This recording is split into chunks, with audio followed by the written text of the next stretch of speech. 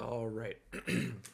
So today we'll be going over the difference between EMA, SMA, and then how to use these. Last week we went over the Bollinger Bands. I'm probably going to go over it again. So I have another video for you guys. But let's hop right into it. So the EMA is the exponential moving average, which is basically giving places a greater weight and significance on the most recent data points, and it kind of gives you the average price over time with more emphasis on the um, more recent data points. So, like I said, a lot of people use it on the 10, 50, and 200. Personally, I use them on the 50 and 200 range, and actually, I just use the EMA because I think there is more significance to the more recent data points. But some people like the SMA, which the difference on that one is just it doesn't put an emphasis on the most recent ones. It just gives you the average price basically over time. So basically, some ways that people use this, and we talk about this right here, um, is the crossovers. So when the 50 crosses above the 200, that's normally a bullish indication. Where if the 50 EMA crosses below the 200, that's more of a bearish um, divergence. So basically, yeah, right here you have, not that you guys will ever need this, but the formula for calculating the exponential moving average. It kind of is helpful to know this so you can understand like how you get those actual numbers.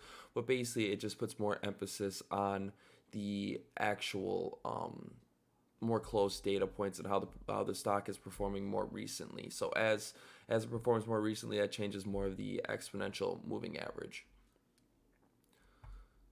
So then 12, so they talk about the 12 and 26 days. I don't normally use it on this low of a time frame. Like I said, the 50 to 200 are more of my range that I actually move into.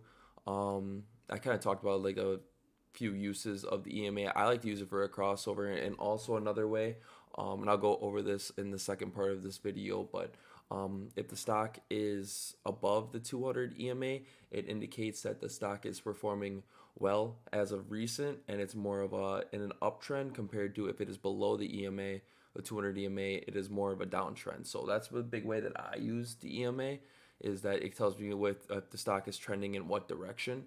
And you can't use that obviously just alone, but combined with all the ones that I put into, that's my big use for it. For that, I'll go over the SMA so we can see that. Um, so the one limitation with the EMA, and this is why I honestly like it, and some people don't, is because when it uses the more recent data points, it can kind of give you a skewed image. It might be the right word for it, but it can give you a different image of how the stock is actually performing. Let's just say there's a huge jump in price. It could make the EMA kind of a little bit out of whack, where the SMA would be a better price there, price gauge. So we'll move over to the SMA, where the simple moving average, basically the same thing, but again, it is more. It doesn't use the newest data points. It doesn't like enhance those. So let's see here. Yeah, so it just calculates the average of price over a certain range. Again, I would use 50 to 200 on this. I like the longer term ones, but does not put more emphasis on the more recent data that comes in.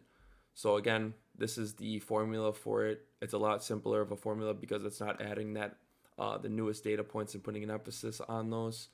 Um, yeah, the death cross is an important thing to know, is when the 50-day SMA crosses below the 200. That's what I talked about with the bearish outlook. And again, if the 50-day crosses above the 200, this is the golden cross right here, I believe. Yeah, it breaks above. So they have the death cross and the golden cross, where the golden cross is when the 50 crosses above the 200, and then the death cross is when the 50 crosses below the 200. And I'll give examples of all of that going forward. And again, the limitations of the simple moving average is that it's not going to put that emphasis on the newest data. So that's basically the biggest difference between the simple and the exponential, is the emphasis that it puts on the newest data coming in. I prefer the EMA. A lot of traders would prefer the SMA. It really just depends on your style of trading and how you like to use it. So that's a big difference between them. And then we'll go over a few examples here. So now I'm over on the trading view. and I'm looking at the SPY right here. So basically, we'll go over the EMA or SMA and EMA crossover, and we'll start with the EMA, and we'll kind of show you the difference between the two. So a good example right here is, and it didn't end up performing that well afterwards, maybe a little bit of a drop, but you have that death cross right here where it's that 50 again. The yellow is the 50, and then this like pinkish one, salmon looking maybe, is the 200. So you see that 50 cross below the 200, and that indicates that there is a bearish outlook. And then you have that golden cross right here, which is the 50 cross and above the 200, and then you see how it performed after that.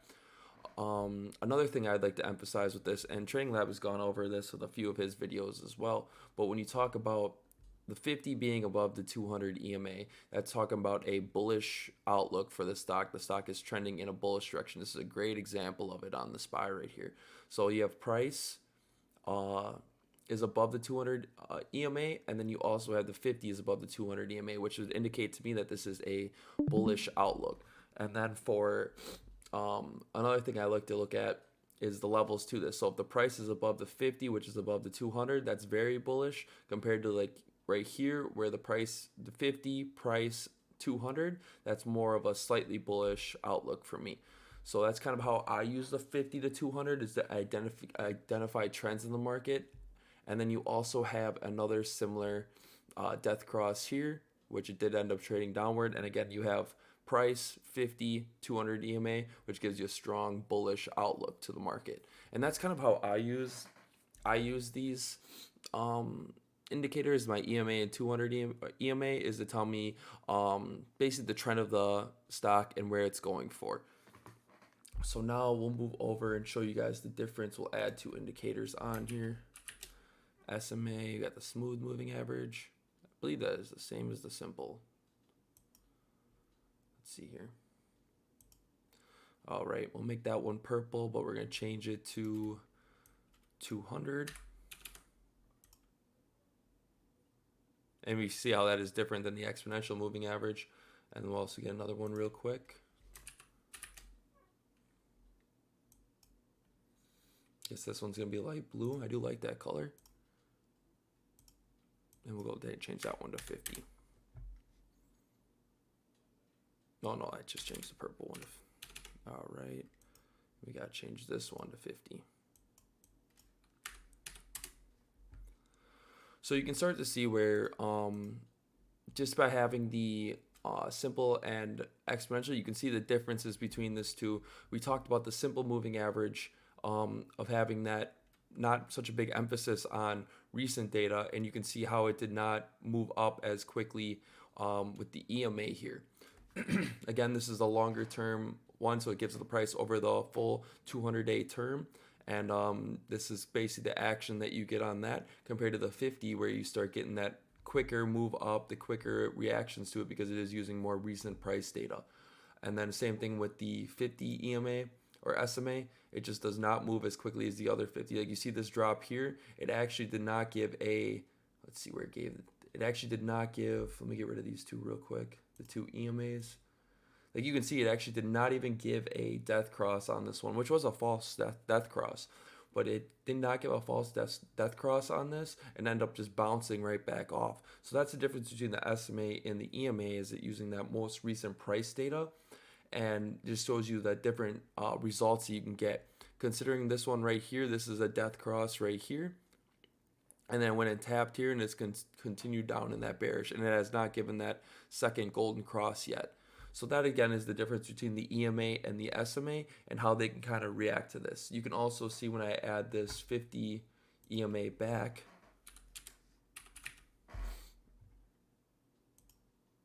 all right, it can change the outlook of whether you see something as bullish or bearish. So let's see. Again, we have what? That's the dark blue one here. Yeah, so you can see these crosses on here. On the EMA 50 or the 50 EMA, the cross down below between the price is way deeper than the SMA. So the SMA kind of hung around where the SMA was at, where the 50, it blew right through that one. So again, there are different ways to be using this, and it depends really on the trader which one they like to use, because it can change what you're seeing on your trades and what your criteria actually are. Like for example, a 50 SMA compared to a 200 SMA, compared to the other EMA is could give you different results if the price is above 50 or below 50, above the 200 or below the 200. It's going to give you way different results on it. So it's important to understand what each one is showing you and the benefits of each of them, honestly, to it. And once you guys start building your strategies a little bit more, they will become more obvious and it'll make it easier for you guys.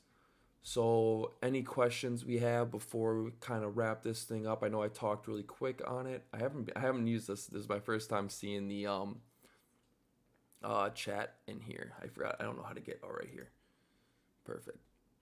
So I got this one right here. If anyone has any questions on it, I know I talk quick, but it is all recorded so that we can go back and do this. I will give one final example of a trade that I did on that Kroger, going back a little bit, and we'll get back to the EMA and my full setup on it. So get the Bollinger Bands. Oh, that is not right. That one we want. Okay, get rid of that. EMA. 2 of those.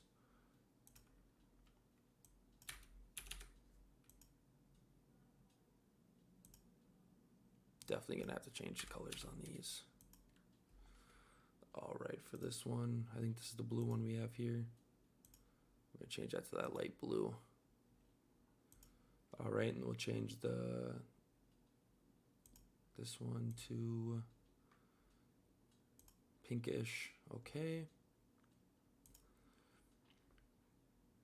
And then I want to add the RSI. Oh, the RSI is already there. Okay. So the final example for this is we talked about on like the other trades I was at. I believe I entered the trade on one of these bounces off of the bottom of the Bollinger Band. But basically something that I was looking for in that was, in a lot of the trades that I have into these squeezes, one is this flat, and TradingLab just put up a picture of this, like exactly on his Instagram today. But you talk about this consolidation, or almost like a downtrend almost, into the this point. You give a false breakout down with the gap up, and it was like exactly what he was talking about the other day. It's exactly how I played it as well. I just did it a little bit earlier. But again, something I was looking for was you had the let me double check the numbers. Yeah, so you have the 250 price. So you have the price below both EMAs, and it's at the bottom of the Bollinger Band. This was a great this is like a lot of what I look for, and it's a 250 and then the price, and at the bottom of the Bollinger Band with the top of the Bollinger Band kind of coming down. So that's exactly what I look for in my trades, and this is a way how I use the 2 EMAs to enter a trade, and it ended up working even like better than I expected and had this big jump up here. So that's another example of me using this. And yeah, I want to keep these things pretty short so people don't have to sit here and watch it for 45 minutes. If there's no questions, let me double check the chat here quick. Yeah, we're starting on the very basics, fish nipples. We'll get there. And I do want to add a little bit like how to use all these all together. That's why I wanted to add a little bit of that at the end.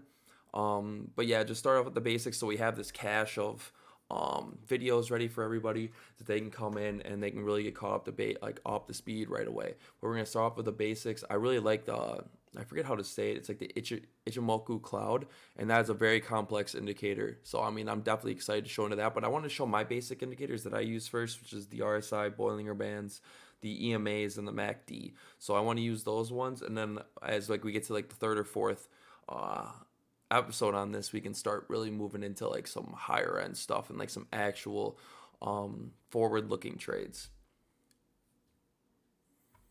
I'm going to cut the recording on that. Yeah, we got